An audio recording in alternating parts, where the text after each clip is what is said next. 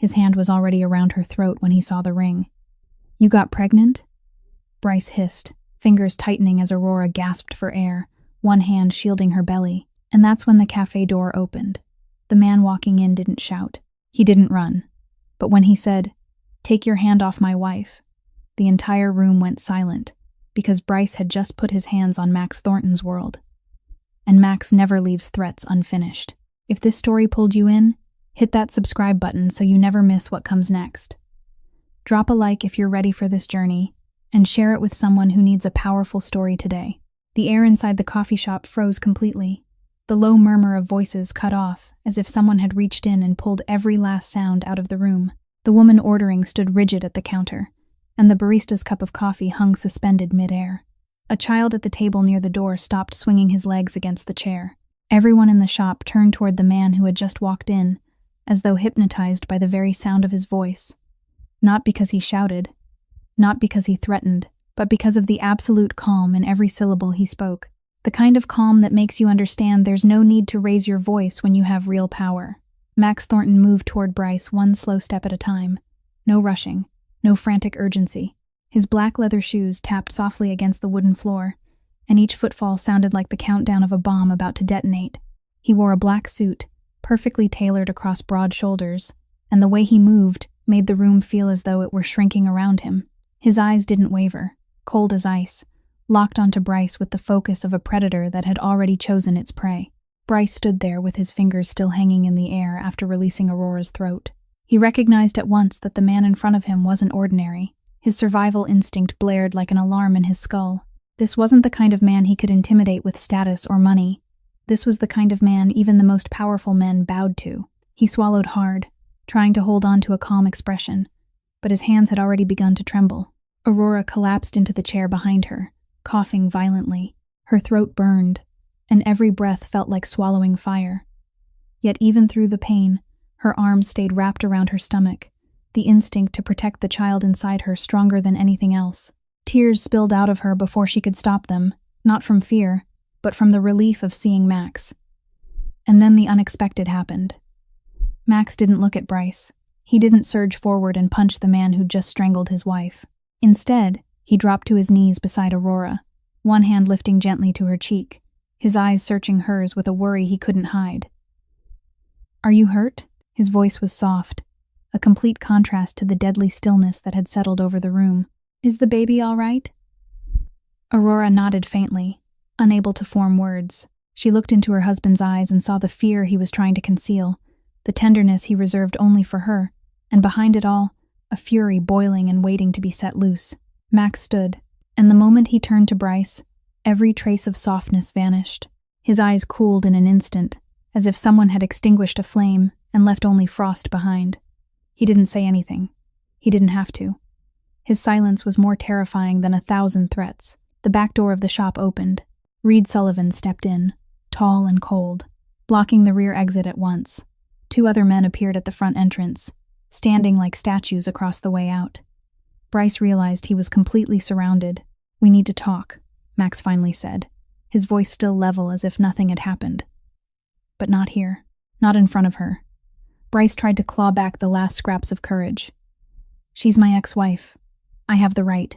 He didn't get to finish. Max gave the slightest nod to Reed, emotion so small it was almost invisible. Within seconds, 2 men had Bryce pinned from both sides and were escorting him toward the back door. He tried to struggle, tried to shout, but not a single sound left the room. The customers looked away, pretending they hadn't seen anything. They knew better than to interfere in Max Thornton's business. Max didn't even glance back. He'd forgotten Bryce existed the moment he was taken away. All of his attention poured into Aurora, into the woman trembling on the wooden chair, her arms still locked around her stomach as if she feared someone might steal the most precious thing she had. He sat down beside her, slipped off his jacket, and draped it over her shoulders without a word. The coffee shop now stood empty, as though no one had ever been there at all. The customers had disappeared in silence, without a single complaint, without a single question. The barista left with them, abandoning half-finished cups of coffee cooling on the counter. Only Max and Aurora remained in the wide room with its vacant wooden tables and warm golden lights glowing down as if nothing had just taken place. This was how Max's world operated. Everything arranged without him having to utter a word. People understood that when Max Thornton required privacy, they vanished. Max sat down in the chair across from Aurora and drew it closer until his knees nearly touched hers. He lifted his hand gently, his fingers brushing her chin, tilting her face toward the light. Aurora let him. She didn't resist. She didn't pull away. She had learned that with Max, this gentleness wasn't a sign of weakness, but the way he expressed love. And then he saw them. 5 bruises shaped like fingers were slowly surfacing against the pale skin of her throat, dark and unmistakable, like a sentence carved into flesh. Max's jaw tightened so hard Aurora could see the muscle ticking. His eyes darkened, and for a fleeting moment, she glimpsed the raw fury he was holding back behind that controlled exterior. Yet when he spoke, his voice remained as gentle as if nothing had changed. "I'll call the doctor right away."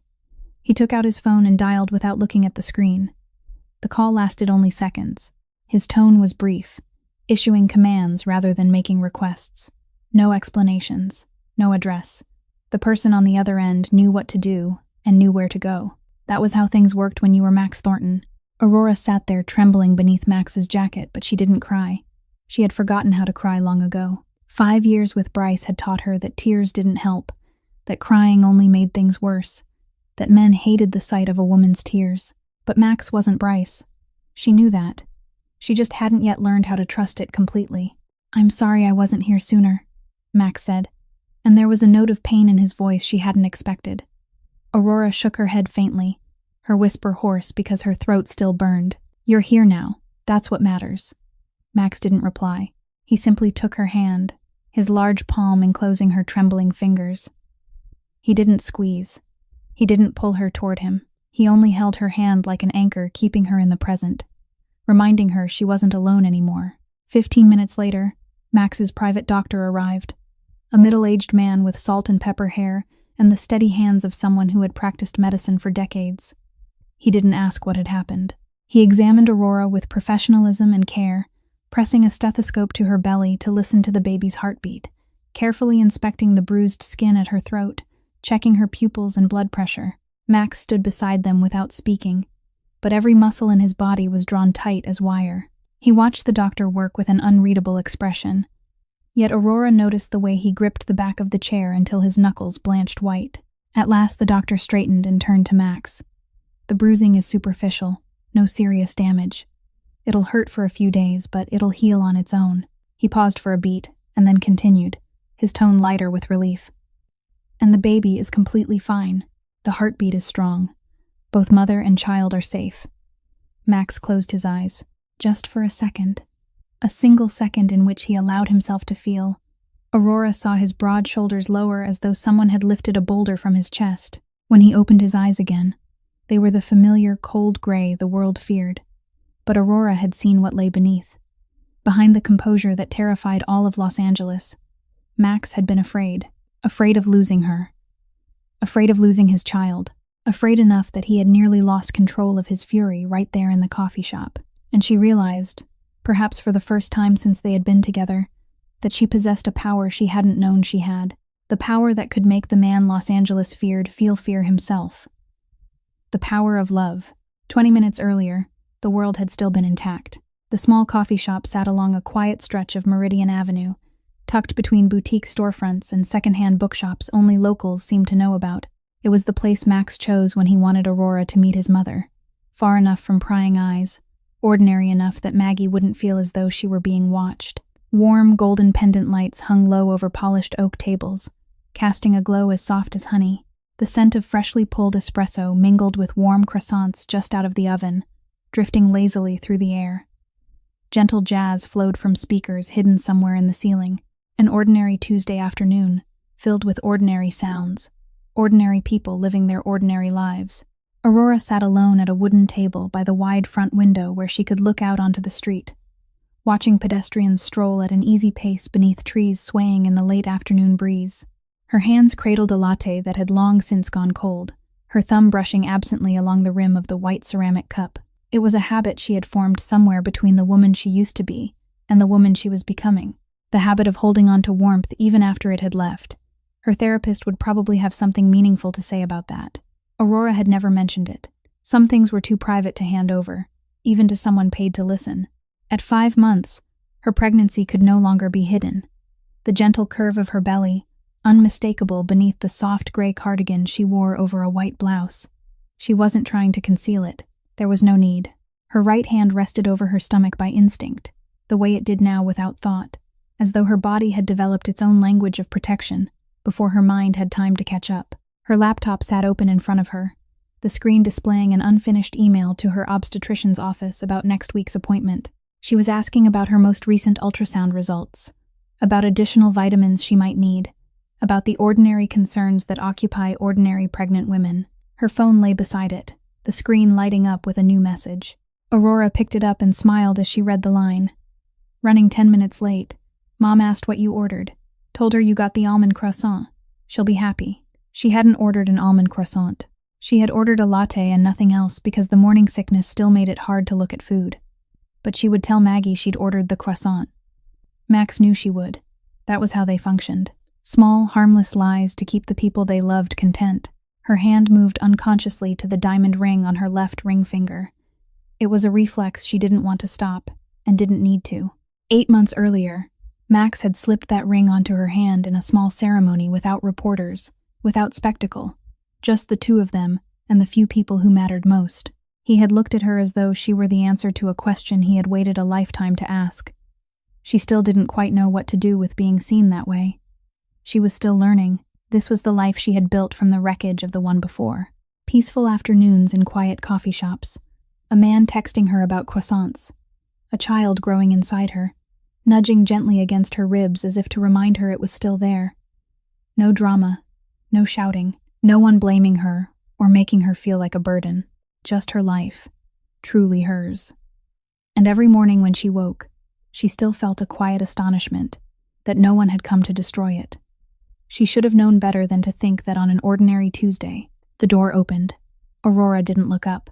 She was reaching across the table to close her laptop, her eyes still lowered to the screen, her fingers brushing the trackpad, but something shifted. Not the sound, not movement, the air itself. The temperature seemed to drop by a single degree she couldn't measure, yet felt unmistakably at the nape of her neck and in the palm still pressed against the cold cup. And then that voice, Aurora, 3 syllables, nothing more. But they landed like a blade, precise and without warning, finding the one place that hadn't yet been armored. She hadn't heard that voice in 14 months. She hadn't wanted to hear it. She had built her entire new life around its deliberate absence. New routines, new circles, a new name she wore like armor she no longer had to think about fastening into place. And in the space of a single breath, every muscle in her body remembered what it had once meant to be the woman who answered when Bryce Kensington called her name. She looked up. She had loved him once. That was the most painful part to admit when she looked back. Aurora was 22 when she met Bryce Kensington, fresh out of art school with an impressive degree and a heart still cracked in places that had never healed. Her mother had died of cancer when Aurora was 12, taking with her the only person in the world who had loved her without condition. She still remembered the scent of lavender in her mother's hair, the way she was held every night before bed, the gentle voice telling her she was the most wonderful thing her mother had ever known. And then one day, it was all gone. The cancer took her in 6 short months, leaving Aurora with a father who didn't know how to love and an emptiness nothing could fill. Her father remarried 2 years later. The new wife had children of her own, 2 loud young lives that demanded attention. Aurora became excess in her own home. No one beat her. No one shouted at her. They simply forgot she was there. She learned to be invisible, learned not to ask for anything, learned to exist without belonging anywhere. By the time she entered college, she had come to believe she had been born to be left behind. Then Bryce appeared. A company party hosted by a classmate, dim lights and jazz music, glasses of red wine, and conversations meant for adults. He was 29, the youngest chief financial officer in the firm. Sandy blonde hair, neatly styled, and green eyes that looked at her as though she were something rare. He was polished, successful. He told her she was beautiful, that she was talented, that she deserved to be loved. And Aurora, 22 years old and never having heard those words before, believed every one of them. They married after 6 months of dating. Aurora thought she had found home, thought she finally belonged somewhere, belonged to someone. She didn't realize Bryce didn't love her. He owned her. The first signs came in small things. Bryce didn't like her seeing friends. He checked her phone every night. He asked where she went, who she met, what she talked about. She told herself it was because he loved her, because he worried, because he cared. She didn't recognize it as control. In the second year, he hit her for the first time. A slap across the face because she dared to argue when he mocked a painting she had just finished. Not hard, just enough to shock her. Enough to bring tears to her eyes. Enough to leave her standing there trembling and unsure what had just happened. And then Bryce cried. He dropped to his knees, wrapped himself around her legs, apologized, promised it would never happen again. She believed him.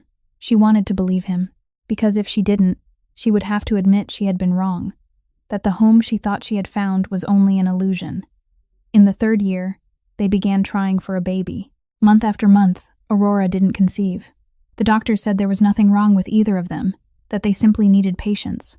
But Bryce wasn't patient.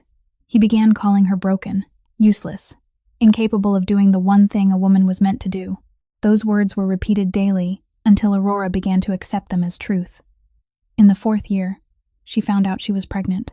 She cried when she saw the 2 red lines on the test, cried from joy, from relief, from the belief that she had finally proven she wasn't broken.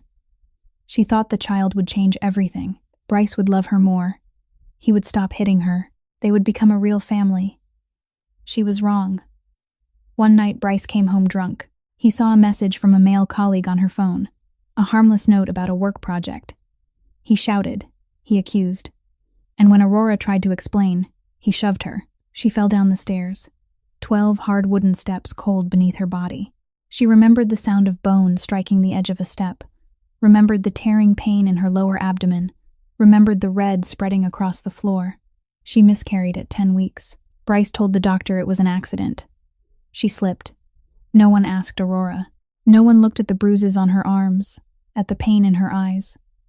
And when they returned home, Bryce looked at her with disgust and said, "If you hadn't talked back, this wouldn't have happened." Aurora believed him. She believed she truly was broken. From that moment on, broken became the name she whispered to herself in sleepless nights, in mornings when she stared into the mirror and didn't recognize the woman staring back. In the 5th year, an old college friend ran into her at a grocery store. She saw the signs Aurora had hidden for years. She helped Aurora contact a lawyer in secret, plan each step carefully. Bryce didn't know until the day he was served with divorce papers. On the day she signed, Aurora stood in front of the mirror in the small apartment she had rented with money she had quietly saved. She looked into her own eyes and said aloud for the first time in 5 years, "I will never shrink for anyone again." It was a promise to herself. A promise she kept for 14 months. Until today. 3 months after signing the divorce papers, Aurora was still learning how to breathe without feeling guilty for it. She rented a small apartment in a quiet part of the city and worked remotely as a freelance graphic designer so she wouldn't have to face too many people. She ate alone, slept alone, woke alone, and reminded herself each day that being alone didn't mean being lonely. Some days she believed it, some days she didn't, but she was trying, and that was what mattered most. The art exhibition had been her therapist's idea. Do the things you once loved before Bryce took them from you. Aurora had once dreamed of becoming a painter, had once filled canvases with color and worlds that existed only in her imagination. Bryce had mocked that dream until she packed her brushes into the back of a closet and eventually forgot they were there. The small gallery sat in downtown Los Angeles, tucked inside a quiet alley she had discovered by accident after getting lost. The space was warm with exposed brick walls and soft golden light. Aurora came alone, holding a glass of wine she barely drank, wandering from painting to painting and trying to feel something other than the familiar emptiness. And then she stopped in front of one canvas. The woman in the painting knelt among broken bricks, holding one in her hand, placing it carefully atop others already stacked into the shape of a new wall. Ruins surrounded her, yet her face wasn't desperate. Her eyes looked straight ahead, focused, determined. She wasn't mourning the house she had lost. She was building. Aurora stood there for a long time, not knowing how long, simply staring at the painting as if it could see her, understand her, tell her that everything would be all right. "What do you think about this one?" The man's voice came from beside her, low and steady. Aurora didn't turn. She kept her gaze on the painting when she answered, her voice softer than she intended. I think she isn't rebuilding the old house. She's building something entirely new. Silence for a beat. Then his voice again, carrying something like respect. I think you're right. Aurora turned. The man stood a few steps away, tall with broad shoulders beneath a black shirt without a tie. His dark hair was cut neatly, his features sharp and defined, and his eyes watched her with an attention she wasn't used to receiving. Not the possessive look Bryce had worn, not the assessing glance of other men. He looked at her as if she had said something important, and he was truly listening. Max, I've been looking everywhere for you. A young woman appeared beside them, long dark hair and a radiant smile. She looked at Aurora with easy friendliness. You've seen this one already. It's my favorite piece in the collection. She turned to Aurora and extended her hand. I'm Celeste. This is my brother, Max. Aurora shook her hand, realizing this must be the gallery owner. She didn't know who the man beside her was, only assumed he was some wealthy businessman there to support his sister. Nothing remarkable, nothing to fear. The conversation was brief and light, about art and the paintings in the room. When Celeste moved away to greet other guests, Max turned back to Aurora. Would you like to get coffee? There's a small place nearby that's quiet. Aurora shook her head before she could think. The instinct for self-protection formed over 5 years made her retreat from any man who stepped too close. I can't. Thank you. I'm not ready. She braced herself for irritation, for persuasion, for disappointment, the reactions she knew too well. But Max only nodded without the slightest offense. I understand. He slipped a business card from his pocket and placed it gently on the table beside them. If you change your mind, this is my number. No pressure. Then he walked away without looking back, without waiting for a different answer. Aurora picked up the card and read the name printed there. Maxfield Thornton, Chief Executive Officer, Thornton Holdings. She didn't know what that meant and didn't care. She only knew it was the first time in years a man had accepted her refusal without making her feel guilty. 2 weeks later, she called. She didn't know why. She only knew she wanted to. Their first date was at a small Italian restaurant tucked along a quiet street. No crystal chandeliers, no gilded chairs, just candles and red and white checkered tablecloths. Aurora was surprised when she stepped inside. I thought someone like you would choose somewhere more extravagant. Max pulled out her chair, a courteous gesture without showmanship. Quiet places help me hear what matters. She didn't understand then. But by the end of the evening, when she realized he had asked her dozens of questions and truly listened to every answer, she understood. For the first time in her life, someone wanted to hear her speak. 4 months after that first evening in the small Italian restaurant, Aurora realized she had fallen in love with Max Thornton. She hadn't intended for it to happen. She had built high walls around her heart and sworn she would never again let anyone close enough to hurt her. But Max didn't try to break those walls down. He simply stood outside them, patient, showing her he would remain there until she was ready to open the door. He didn't rush her. He didn't interrogate her. He didn't demand what she wasn't prepared to give. He was simply there, steady as stone in the middle of rushing water. One night, as they sat in his penthouse overlooking the lights of the city, Aurora told him about Bryce, about the 5 years, about the bruises she had hidden beneath long sleeves, about the child she had lost, about the word broken that she had believed for so long. She told him everything without softening it, without polishing it, just the raw and painful truth. Max listened without interrupting. He didn't look at her with pity.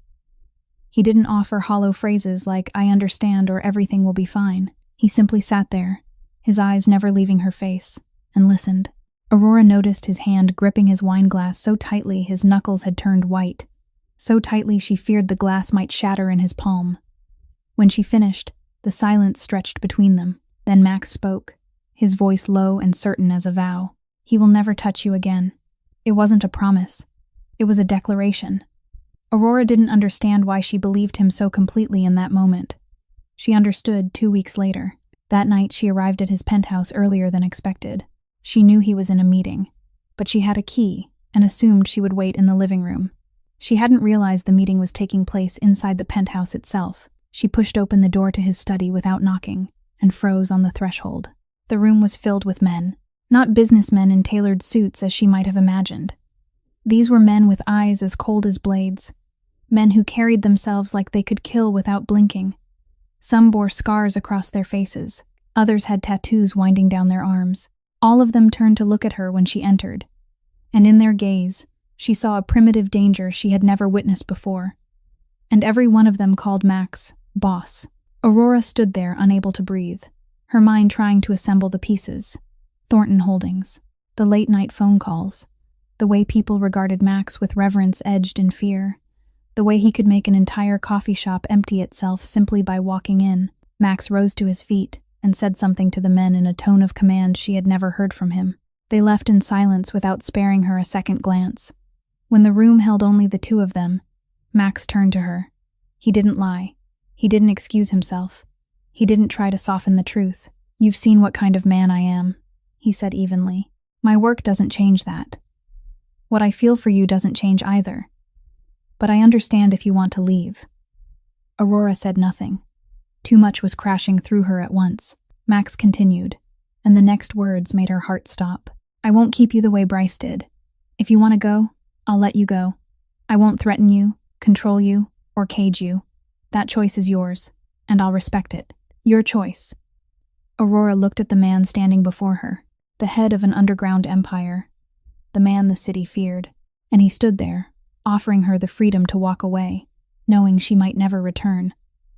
Bryce had never given her a choice. Bryce had controlled her phone, isolated her from friends, frightened her into never daring to imagine leaving. Bryce had kept her with fear. Max was willing to lose her with freedom. She didn't answer that night. She went back to her apartment and lay awake staring at the ceiling until dawn filtered through the curtains. She thought about Max, about Bryce, about the difference between being held and being kept. With Bryce, she had always been afraid. Afraid to say the wrong word, make the wrong move, even breathe the wrong way. Afraid until she forgot what safety felt like. With Max, she felt safe, not because he wasn't dangerous. He was the most dangerous man she had ever known, but he wasn't dangerous to her. To her, he was shelter. The next morning, she returned to his penthouse. Max sat by the window looking out over the city, and she knew he hadn't slept all night. He turned at the sound of her steps, and in those eyes, she saw something she had never seen there before. Worry, fear of losing her. "I'm staying," Aurora said, her voice steadier than anything she had ever spoken. Max said nothing. He crossed the room and pulled her into his arms, holding her as if she were the most precious thing he had ever known. When she lifted her face to his, she saw something she had never witnessed before. He smiled, not the polite curve of a public expression, not the faint, ironic half-smile, a real smile that transformed his angular face and warmed his eyes as though a fire had been lit within them. It was the first time she had ever seen Max Thornton truly smile, and she knew then, no matter who he was or what he did, she had made the right choice. 1 month after the wedding, Aurora still wasn't used to calling Max's penthouse home. The ceremony had been small and unadorned, attended only by Max's family and a few of those closest to him. Celeste had cried as she watched her brother slide the ring onto Aurora's finger. Maggie, who had at first been skeptical of a daughter-in-law without a clear background, had taken Aurora's hand and said, "Welcome home, my dear." Max had looked at her throughout the ceremony as though she were the most extraordinary miracle he had ever witnessed. Aurora had cried too. Not from sorrow, but because for the first time in her life, she believed she deserved happiness. But happiness was something Aurora had never fully learned to trust.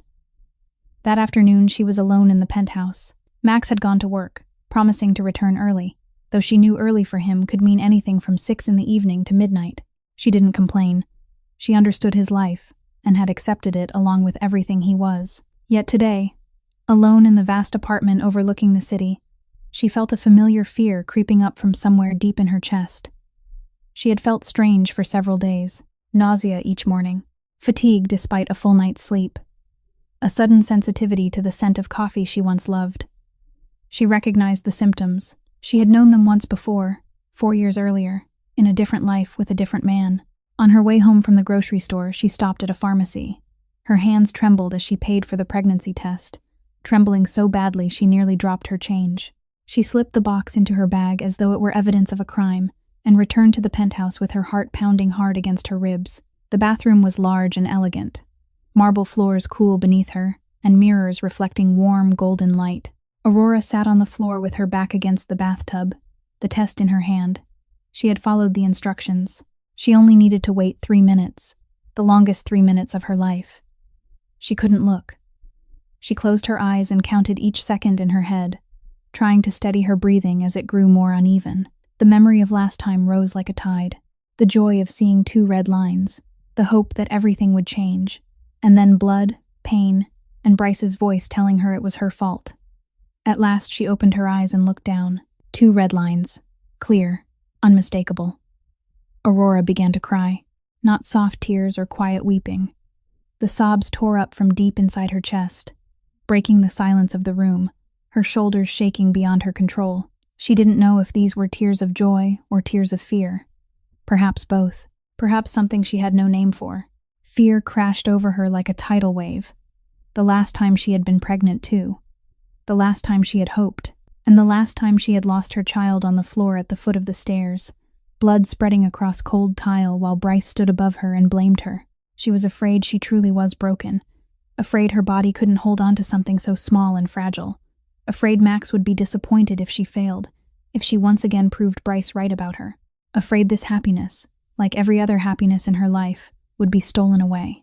The sound of the penthouse door opening echoed faintly. Familiar footsteps crossing the wooden floor. Aurora, Max's voice carried through the apartment, edged with concern when he didn't see her in the usual places. "Where are you?" She couldn't answer. She was still crying, seated on the bathroom floor with the test clutched tightly in her hand. The footsteps drew closer. The bathroom door opened. Max stood there, still dressed in his black suit from the day's work, and he saw her, saw the tears, saw the pregnancy test, saw the unraveling she couldn't hide. He didn't question.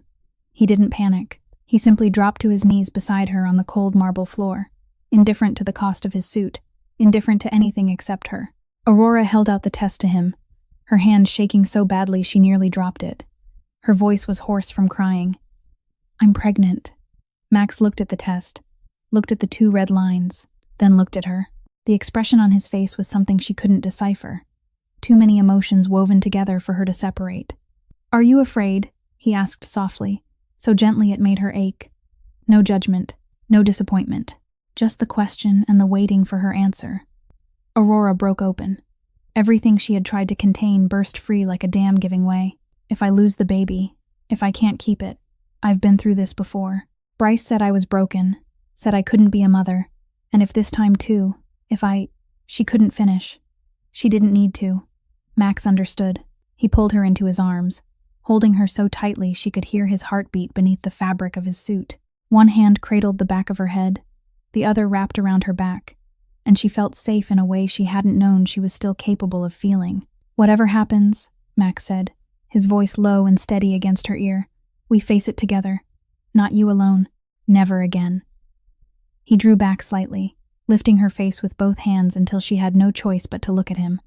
The gray eyes that were often cold as steel were now so warm they brought fresh tears to her eyes. "You are not broken," he said, each word deliberate and clear as though carved into stone. "You never were. What he told you was a lie, and I will spend the rest of my life proving that if I have to." Aurora looked into her husband's eyes, and for the first time in 5 years, after countless nights of calling herself by the name Bryce had given her, she began to believe it might be true. She wasn't broken. Perhaps she never had been.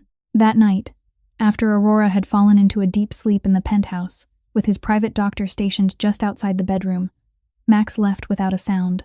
The industrial warehouse sat on the outskirts of Los Angeles, more than 40 minutes east of the city center by car. There was no sign, no official address, only a gray concrete structure standing in the middle of an abandoned industrial zone no one bothered to look at twice.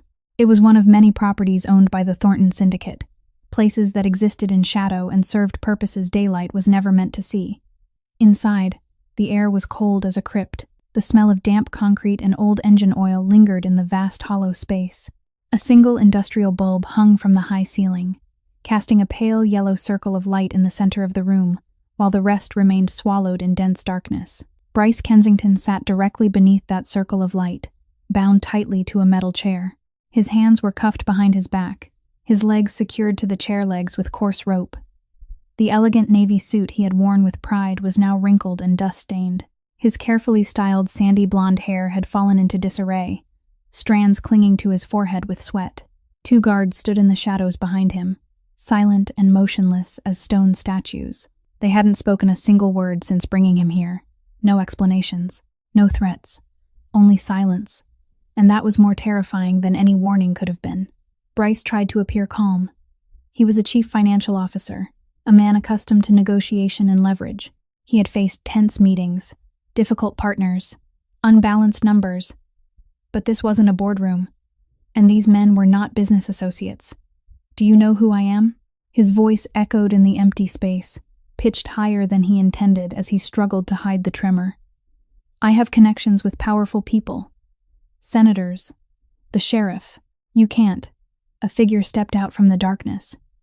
Reed Sullivan, tall and cold, his face carved from stone. He looked down at Bryce as one might regard an insect. "You have connections," Reed interrupted evenly. "Mr. Thornton has power. That's the difference." Bryce swallowed. A bead of cold sweat traced the length of his spine. For the first time since being brought here, he understood where he was. Not in the hands of common kidnappers, not with amateur thugs. He was standing in the territory of an underground empire that even the city's most powerful men treated with caution.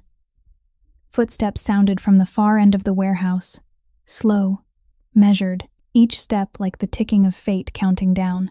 Bryce strained to see through the thick dark but couldn't. The warehouse door opened. Light from outside spilled in briefly before vanishing as the door shut again. And then he appeared. Max Thornton stepped into the circle of light, as though stepping onto a stage that belonged to him. His black suit was immaculate, as if he had just left an upscale gala, rather than arrived at an abandoned warehouse at midnight. No haste, no visible rage. His face was as calm as the surface of a still lake, and that calm was the most frightening thing of all.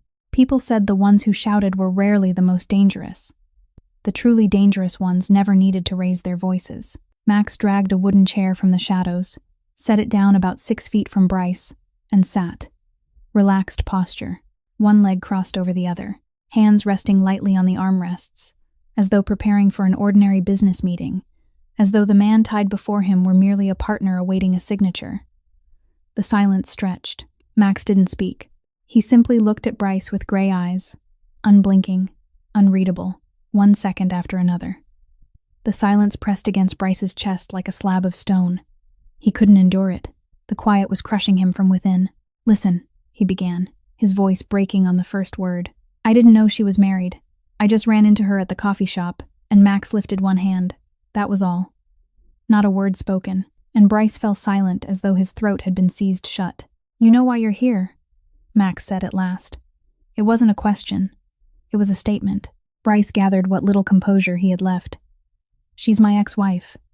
We have history. I have the right. She is my wife," Max cut in, his tone still level, yet the temperature in the room seemed to drop several degrees. "You have no rights." He leaned forward slightly, and for the first time something shifted in his eyes. Not anger, colder than that. More dangerous. "And you put your hand around her throat, each word deliberate, slow, like a blade slicing through air, while she is carrying my child." Bryce met the gaze of Max Thornton, and for the first time in his life, he understood what real fear felt like. Max rose from the chair with the same deliberate calm that marked everything he did.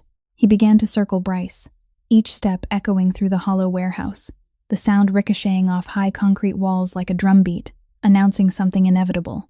"Do you think I don't know who you are?" Max's voice came from behind Bryce, forcing him to strain against the restraints, though the ropes held firm. "Do you think I would marry a woman without learning about her past? About the men who were part of her life?" Max continued walking, his shadow sliding across Bryce's field of vision before disappearing into darkness on the other side. "I know everything about you, Bryce Kensington." "Everything." Bryce swallowed, his throat dry as desert sand. "I know what you did to her for 5 years.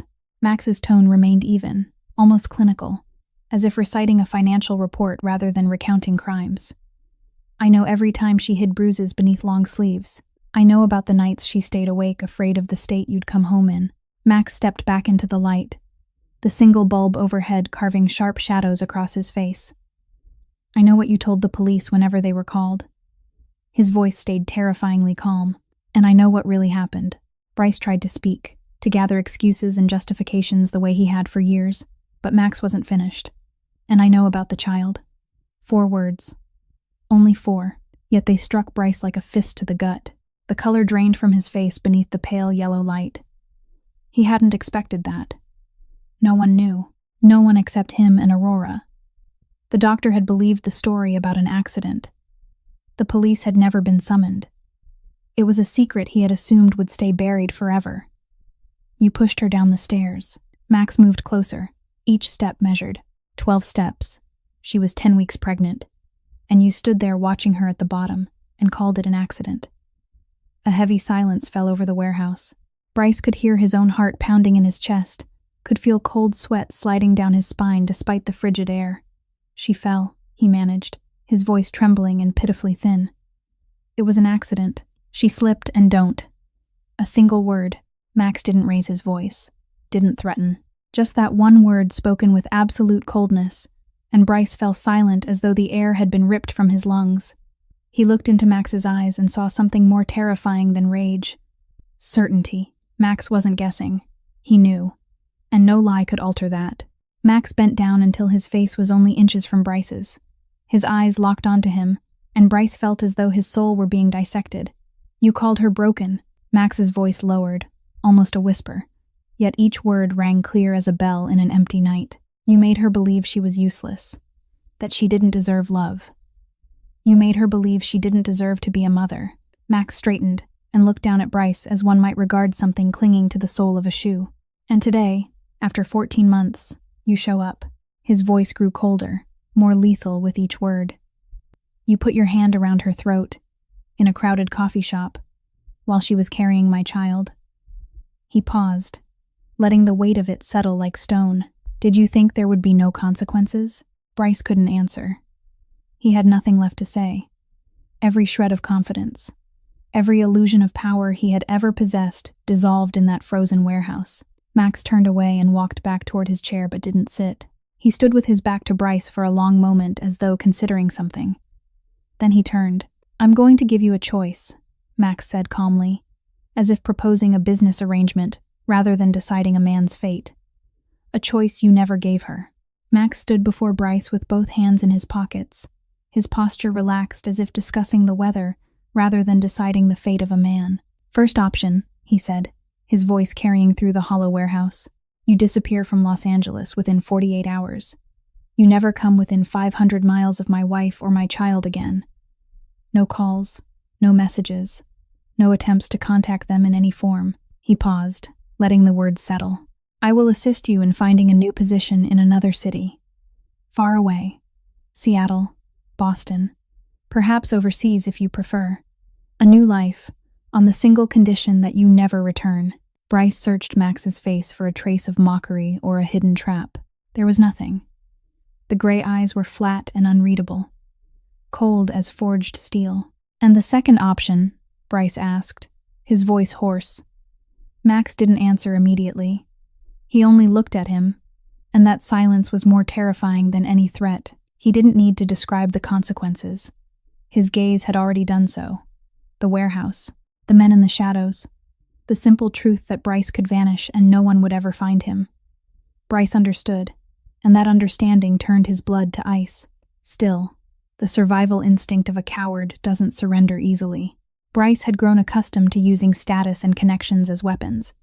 He was used to being the one in control. Panic twisted into recklessness. "Who do you think you are?" Bryce shouted, his voice pitching high with desperation. "I'll call the police.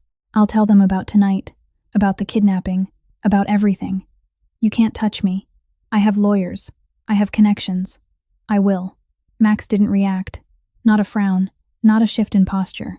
He simply gave the faintest nod toward Reed. Reed stepped forward from the shadows holding a phone.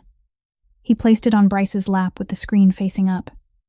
The contact list was open, and the name displayed there made Bryce freeze. Los Angeles County Sheriff. Beneath it was a recent message thread. A call from the previous week. Proof of a relationship that went far beyond casual acquaintance. "Would you like to call him?"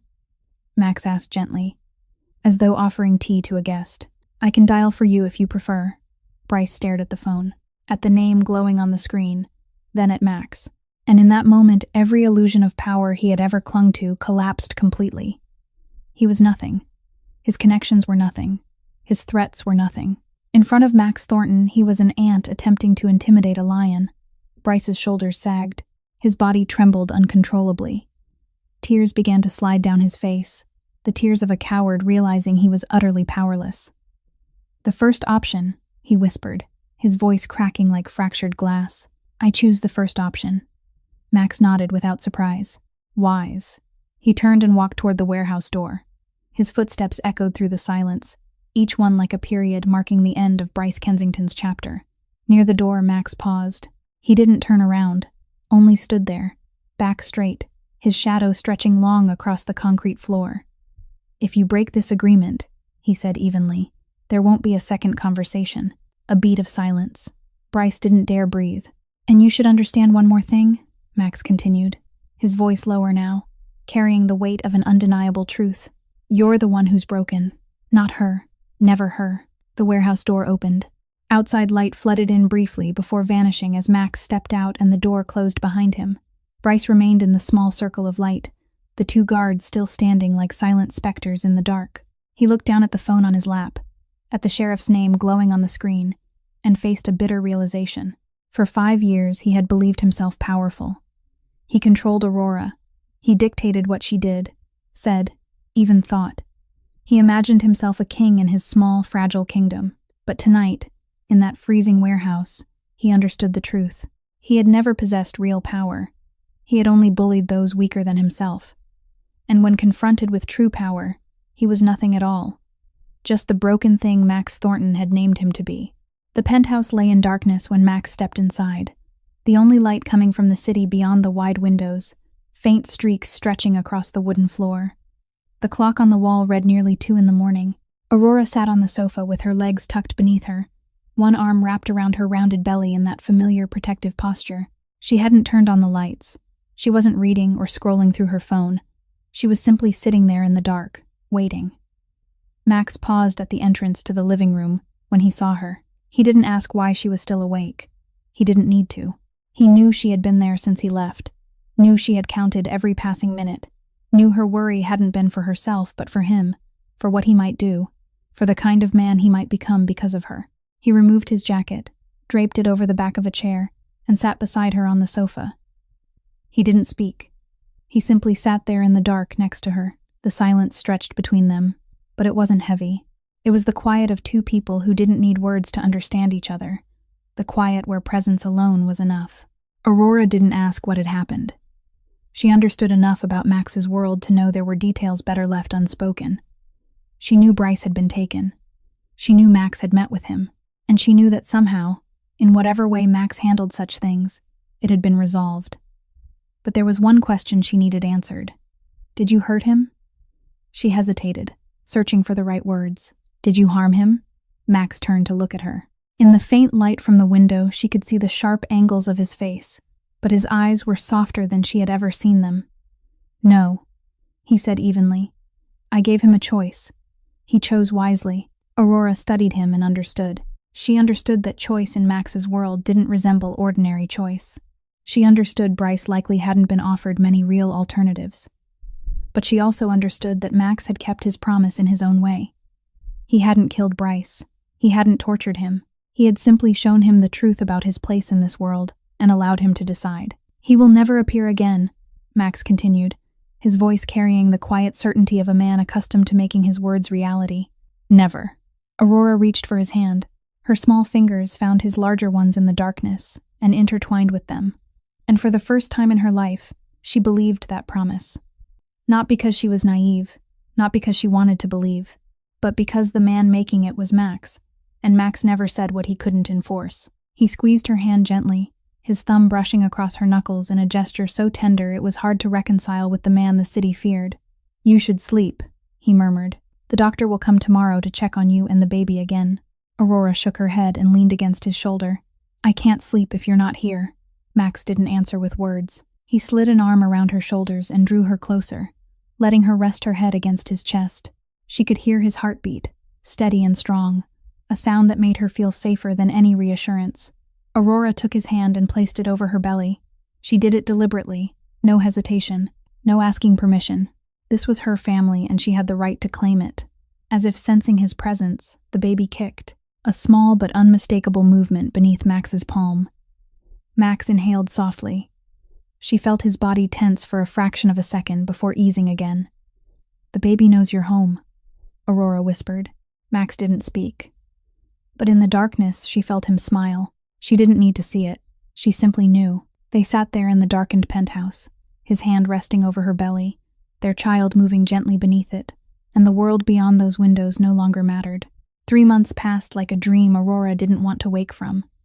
She stood by the wide window of the penthouse, looking out over Los Angeles, stretching beneath her. The city shimmered in the glow of sunset, glass towers catching the fading light and turning it into sheets of gold and amber. This had become her new ritual, standing there each evening, watching the city shift from day into night, feeling the quiet weight of the life she had built. Her belly was large now, 8 months along, forcing her to lean back slightly, to keep her balance. Her lower back ached constantly, her feet swelled by evening, and sleep had become a negotiation with discomfort, no position remaining gentle for long. Yet each time the baby kicked, each time she felt that steady reminder of life inside her, every ache dissolved. She had never felt more whole. Bryce had disappeared exactly as agreed.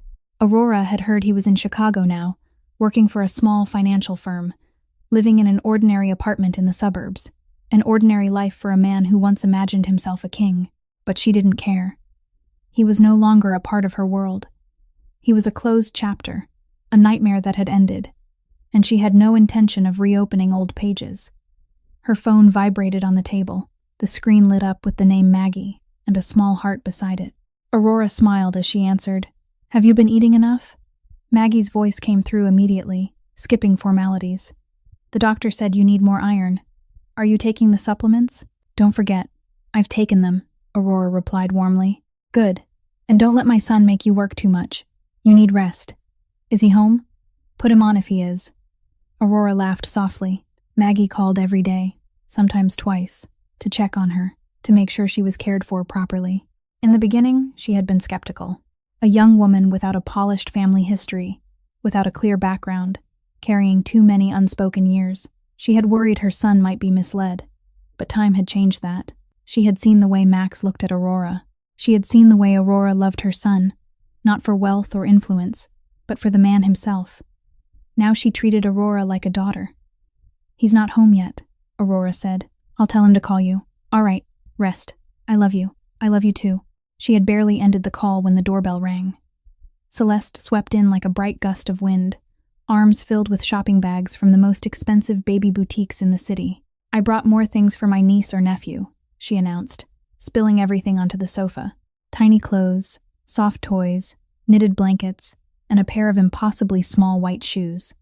"I know you said you have enough, but I'm the aunt. I have the right to spoil this baby." Aurora shook her head, laughing. "There's no space left in the nursery. Then make the nursery bigger." Celeste replied as if it were the simplest solution in the world. "I need this baby to hurry up and arrive so I can start spoiling properly." Watching her sister-in-law sort through newborn clothes with shining eyes, Aurora felt warmth bloom in her chest. This was her family now. Maggie calling every day, Celeste visiting every week, and Max, the man who came home each night no matter how heavy his world might be. Family. The one thing she had once believed she would never have. The door opened again. Max stepped inside in his familiar black suit. He greeted his sister with a brief nod, exchanged a few quiet words, and Celeste tactfully took her leave, giving them the penthouse back in stillness. Max moved to stand behind Aurora at the window. He didn't touch her at first. He simply stood there with her, looking out at the city dimming into twilight. "What are you thinking?" he asked softly. Aurora didn't turn immediately. "I was thinking this city used to be where I ran. I came here after the divorce, believing I could disappear among millions of people, believing no one would find me, no one would care. And now," she turned then and met his eyes, the gray gaze focused on her as though she were the only thing that existed. "Now it's home," she said steadily. "And I didn't hide inside this life, Max. I built it, one brick at a time. I chose. I decided. I built." He looked at her, and something moved in his expression she didn't try to name. Pride, love, respect, all of it woven together. "I know," he said quietly. "I'm just lucky you let me in." An ordinary afternoon like so many others, Aurora stood by the wide window of the penthouse, looking out at the city bathed in the golden light of late day. Her hand rested on her belly, feeling the gentle movements of the baby within. Their child had grown more active in recent weeks, kicking and turning as though impatient to come out and discover the world. From the study behind her, she could hear Max on the phone. His voice was low and even, occasionally issuing short commands in the language of business she had grown used to hearing but never questioned in detail. It was their unspoken agreement. She knew enough to understand, not enough to be endangered by knowledge. The pain came without warning. Low, sharp, definite, like an invisible hand tightening around her lower abdomen and then releasing. Aurora inhaled and gripped the edge of the window frame. She had experienced Braxton Hicks contractions for weeks. Practice tightening, the doctor had assured her, were normal. But this felt different. Stronger, deeper, real. Max. She didn't raise her voice, just loud enough for the quiet room. He appeared within seconds, phone still in hand. The call ended without explanation. The instinct of a man always alert, always prepared for threat, brought him to her side before she could call again. "Is it time?" His tone was calm, but his eyes moved quickly over her, assessing. Aurora nodded, fingers still tight against the frame. "I think it is." Max didn't panic. He didn't rush in circles like a first-time father in a comedy film. He pulled out his phone, dialed a number already saved, and gave brief instructions. "Car. Hospital. Now." No wasted words, no explanation. Everything had been prepared long before this moment. It only needed to be activated. 10 minutes later, they were on their way. The car moving through Los Angeles streets fast enough to be timely but not reckless. Aurora sat in the back seat with Max beside her, his hand firmly holding hers. Then the pain eased. She waited for the next contraction, but it didn't come. Minute after minute passed, and her belly remained quiet as if nothing had happened. Doubt crept in. Maybe it was a false alarm. Maybe she had overreacted. Maybe they would arrive at the hospital only to be told to go home and wait another few weeks. The doctor examined her and confirmed what she suspected. "You're only 2 centimeters dilated," he said in a steady professional voice. "It's early. It could be hours. It could be all day. Sometimes longer with a first birth." Max prepared himself for a long vigil. He made calls to arrange his work, informed his mother and sister, ensured the world outside was handled so he could focus entirely on Aurora. But Aurora's body had other plans. Half an hour after the doctor suggested it might take all day, the pain returned, stronger, closer together, fiercer than anything she had ever endured. What was expected to unfold slowly accelerated like a train without brakes. Nurses moved in and out. Machines blinked. Monitors displayed numbers Aurora didn't understand, but that caused the staff to move faster. The air was tense yet controlled. Professionals accustomed to ushering new life into the world performing their duties with absolute focus. Max stood beside her bed and didn't step away once. He had removed his jacket, rolled up the sleeves of his shirt, and looked into her eyes with the same intensity he reserved for the most critical decisions of his empire. "I'm here," he said as another contraction began to build. "I'm not going anywhere." Aurora gripped his hand when the wave of pain crashed over her, so strong she couldn't hold back a cry. Her nails dug into his skin deep enough to leave marks, perhaps deep enough to draw blood. Max didn't pull away. He didn't flinch. He only tightened his hold, as if by doing so he could share her suffering, could carry some portion of it himself. "Breathe," he murmured, his voice low and steady amid the storm. "I'm here. I'm not going anywhere." The first hour passed in tension and anticipation. The second dissolved into contractions that grew sharper and more relentless. By the third hour, time itself had lost all meaning. The delivery room became a world unto itself, cut off from everything beyond its walls.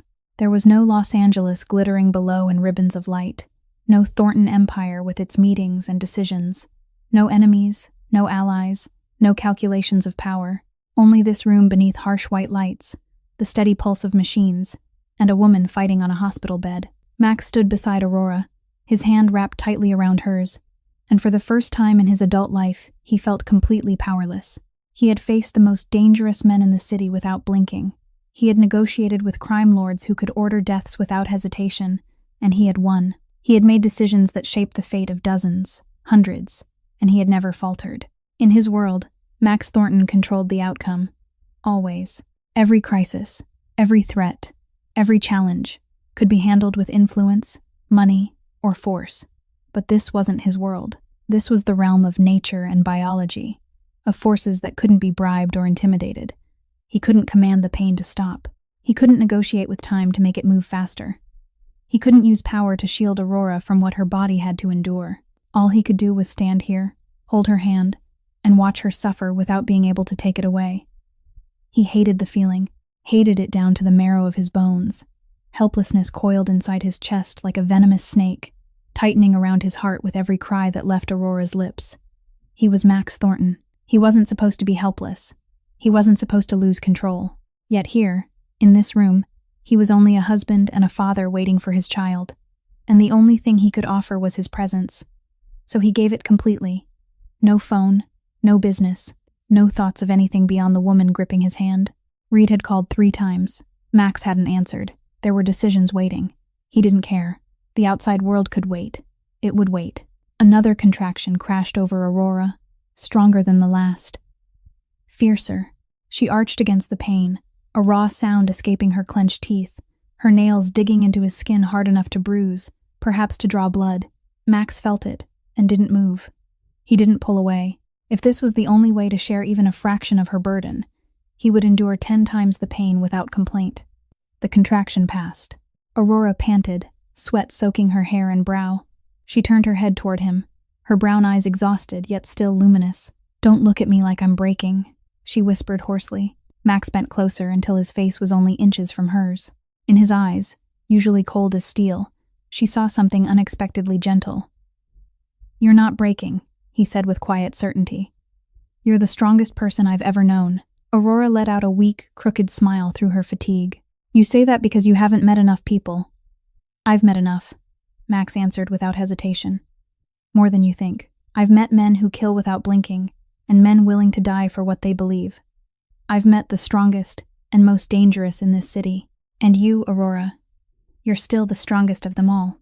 Before she could respond, the doctor moved to the foot of the bed, examined her quickly, and looked up with focused intensity. "It's time," he said calmly. "Mrs. Thornton, when the next contraction comes, I need you to push." Aurora looked at Max. Fear flickered in her eyes, impossible to hide. The weight of the past hours lay heavy in her expression. But beneath it, deeper and steadier, was determination. The resolve of a woman who had walked through fire and survived. The resolve of a mother about to meet her child. "I'm here," Max said. Nothing more. No grand promises. No rehearsed encouragement. Just the simplest truth.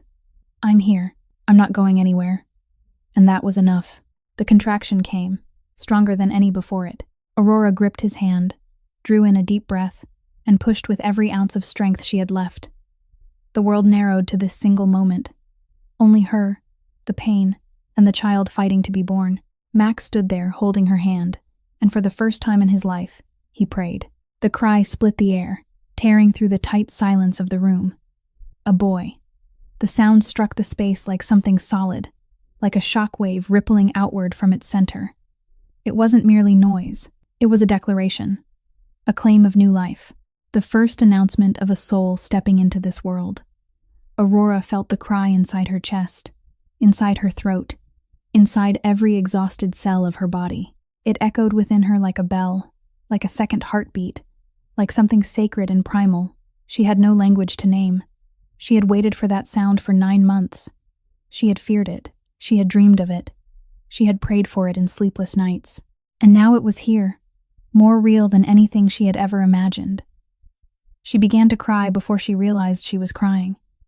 The tears didn't ask permission. They didn't wait for invitation. They spilled from the corners of her eyes and slid into her damp hair. She didn't wipe them away. She didn't care. These weren't tears of pain or fear. They were tears born of something too immense for one body to contain. Then they placed the baby on her chest, so small, so impossibly small that Aurora could hardly comprehend how a life could exist in such a fragile form. Tiny fingers, each no larger than the tip of a pencil, curled like unopened petals. Eyes squeezed shut, skin flushed and wrinkled. The cry softened into faint breaths as he felt the warmth of his mother's body. Warmth, the warmth of new life, of flesh and blood she had carried, of a love she hadn't known she was capable of holding. Completely real. Not a dream, not an illusion, not an image flickering across an ultrasound screen. Her son lay against her chest, breathing, living, existing in this world. Aurora looked down at him, and everything Bryce had ever said dissolved like fog under sunlight. He had called her broken. He had told her she couldn't be a mother. He had convinced her body was flawed, that she was lacking, that something inside her was wrong. And here was the answer. Here was the proof. Not words, not promises, but this small living being curled against her, tiny fingers grasping at the air as though searching for something to hold. She didn't need to whisper that she wasn't broken. She didn't need to repeat what Max had told her. The proof was here, breathing against her skin, more undeniable than any sentence ever spoken. She lifted her eyes to find Max. He stood beside the bed, no more than an arm's length away, completely silent. The familiar composure that had defined him for years, the armor that made an entire city fear him, had vanished. Not shattered, not defeated, simply set aside, as though he had chosen that in this room, in this moment, he no longer needed it. As though he had allowed himself to be a man, instead of Max Thornton, head of an empire. His eyes were red. Tears moved freely down his angular cheeks without concealment, without resistance. The man who made Los Angeles tremble, the man who could silence killers with a single look, stood there and wept at the sight of his son. His jaw trembled. Aurora saw the muscle twitch as he tried and failed to master himself. His lips pressed tight, as though holding back something too large for words. His chest rose unevenly, his breath shallow and unsteady. She had never seen him like this. In all the time they had shared, through joy and fear and fury, she had never seen Max stripped so completely of control. He had shown her tenderness. He had shown her worry. But this was different. This was Max without armor, without walls, entirely unguarded. And she understood it was a privilege. This was a sight he would grant no one else. This was the man only she and their son would ever truly know. He took one step forward and then stopped, as if afraid to come closer, afraid to disturb something sacred. His eyes never left the child resting against her chest, and in those eyes, usually cold as steel, Aurora saw something she had never witnessed before. Awe. Not the awe others felt toward him, but the awe of a man standing before something holier than anything he had ever known. "Do you want to hold him?" Aurora asked softly, her voice hoarse with exhaustion yet threaded with boundless tenderness. She looked at Max, still standing beside the bed, his reddened eyes fixed on the child resting against her chest. Max nodded, a single, slow movement that carried more than any speech could contain. In that nod there was longing, there was fear, there was the raw, instinctive love of a father who had not yet held his son. The nurse stepped forward and gently guided the transfer, lifting the baby carefully, supporting his head in her palm, the tiny body wrapped in a white hospital blanket. Aurora braced herself for awkwardness. She had expected Max to be stiff, uncertain, to cradle the child as though holding something fragile enough to shatter. Men were often like that with their firstborn, especially men accustomed to power and command but unfamiliar with such delicacy. She was wrong. Max received his son into his arms with a natural ease that startled her. No hesitation, no rigidity. He held the child as though his arms had always been waiting for this wait, as though this was where the boy had belonged even before he drew his first breath. One hand supported the small head, the other secured the tiny body against his chest, and the way he steadied him was firm and instinctive, as if he had done it 1,000 times before. Max looked down at the small face resting in his arms. Tears still moved along his cheeks, and he didn't wipe them away.